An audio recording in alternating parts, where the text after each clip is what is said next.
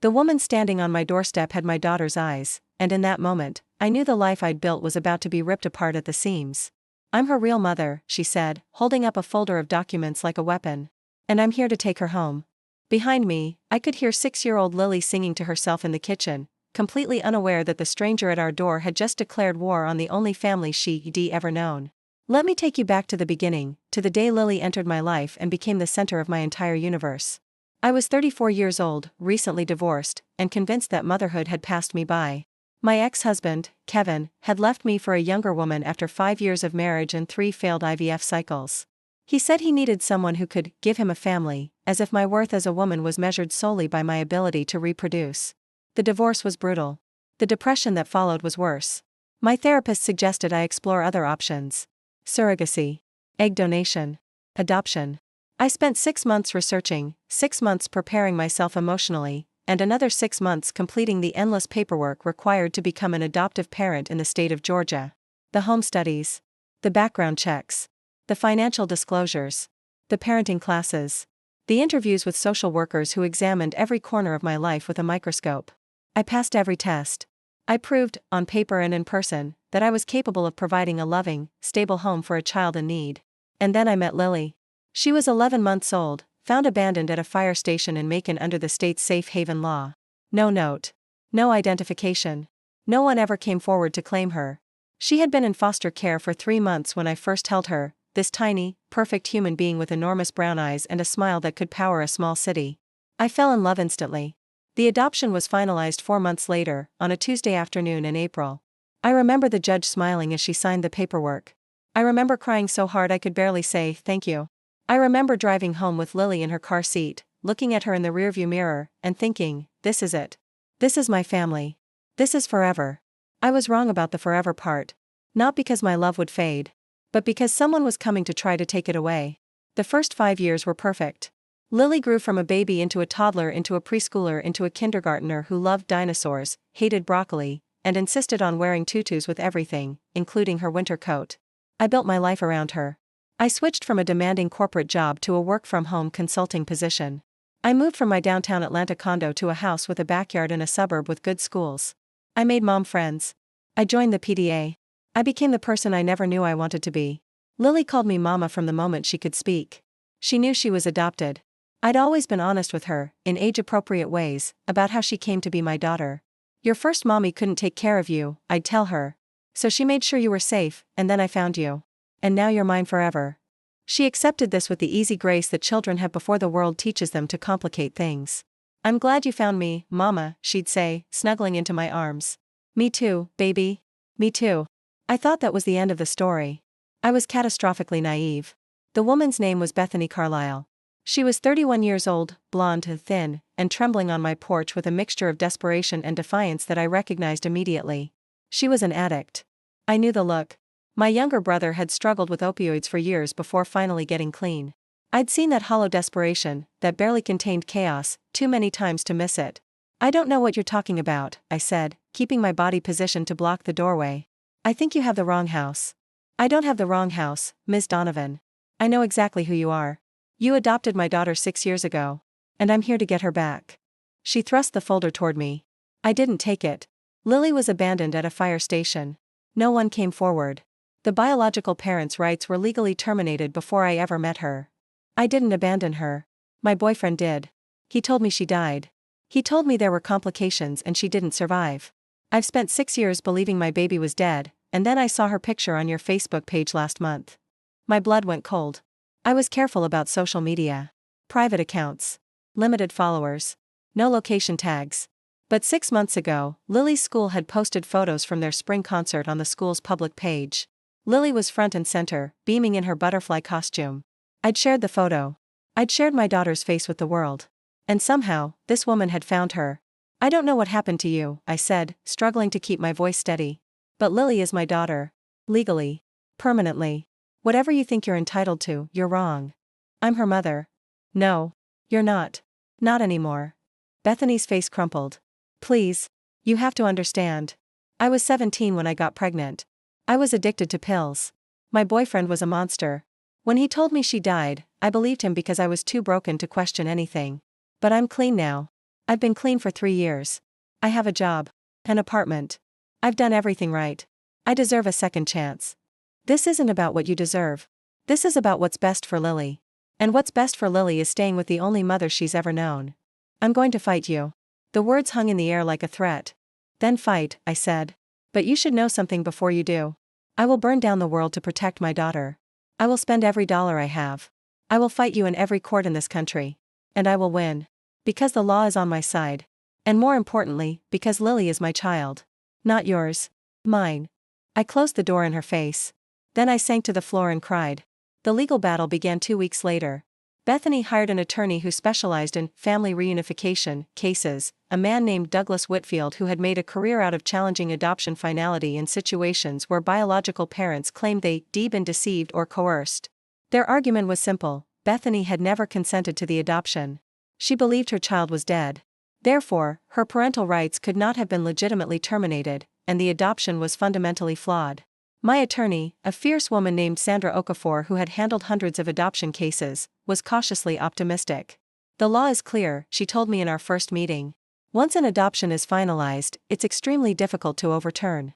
Biological parents can't just show up years later and demand their children back.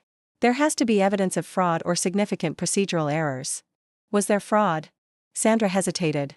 That's what we need to determine. If Bethany's story is true, if her boyfriend really did abandon the child without her knowledge, and told her the baby died, there might be grounds for the court to re-examine the termination of her parental rights. Even after 6 years? Even after 6 years. The courts take biological connections seriously, especially when there's evidence that the parent was a victim of deception.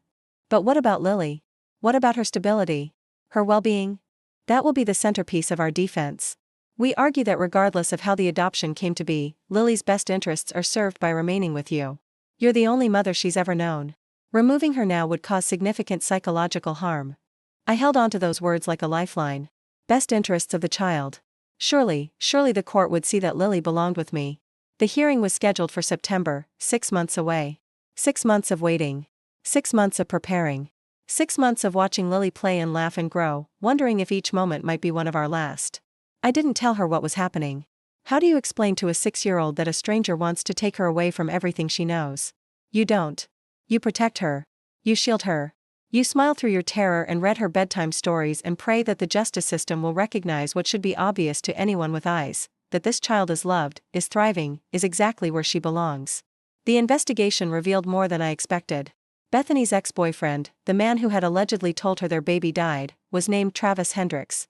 He was currently serving 12 years in a Florida prison for drug trafficking and assault. When investigators contacted him about Bethany's claims, he laughed.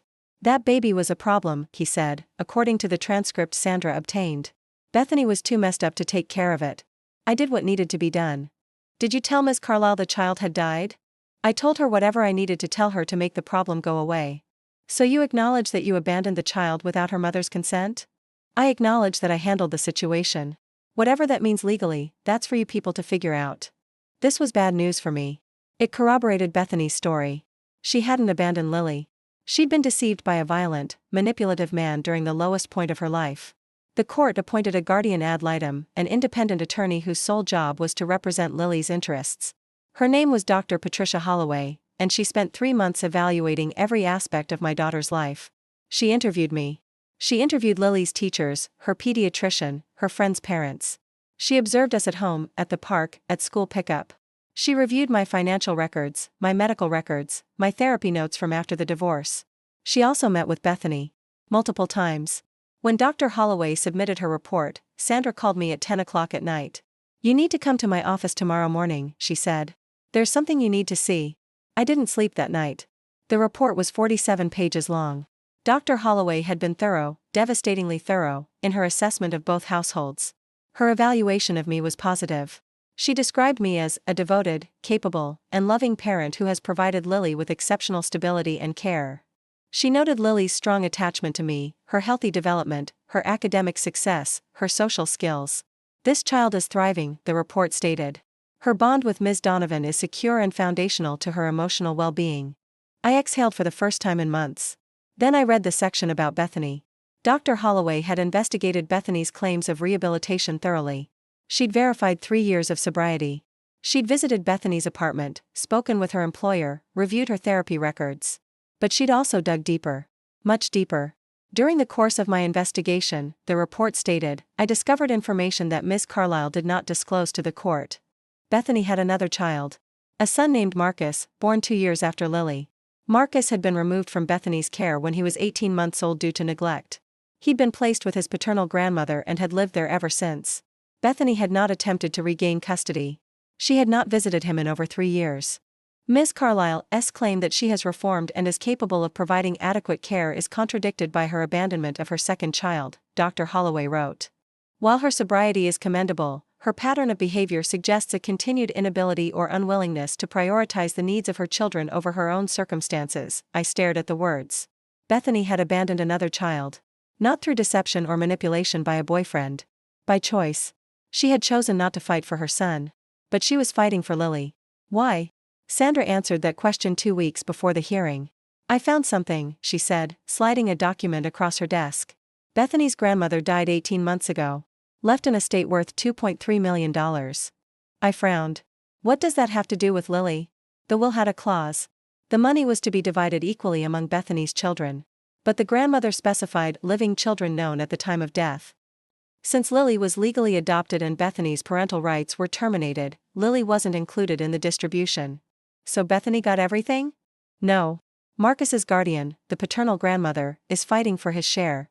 If Lily is still legally Bethany's child, the estate gets divided 3 ways.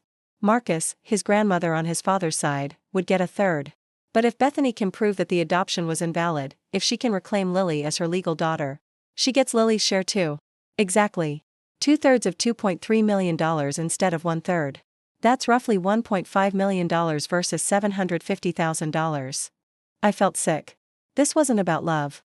This wasn't about a mother desperate to reunite with her long-lost child. This was about money. Bethany didn't want Lily. She wanted Lily's inheritance. The hearing took place on a rainy Tuesday in September. The courtroom was smaller than I expected, more intimate. Judge Catherine Brennan presided, a silver-haired woman with reading glasses and an expression that gave nothing away.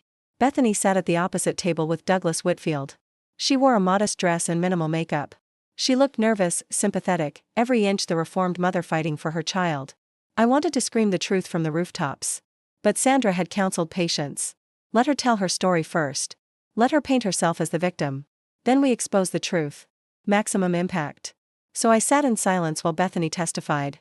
She cried when she described discovering she was pregnant at 17. She cried when she talked about Travis's abuse. She cried when she recounted the moment he told her their baby had died. I fell apart, she sobbed. I used more drugs. I nearly died myself. It took me years to climb out of that darkness.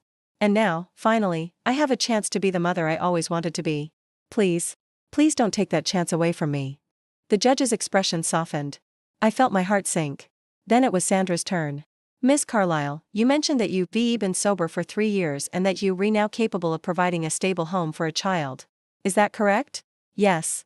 Do you have any other children? Bethany's face flickered. Yes. I have a son. Marcus, correct? Born approximately 2 years after Lily. Yes. Where does Marcus live? With his father's mother. And why is that? Bethany's lawyer objected, calling the question irrelevant. The judge overruled him.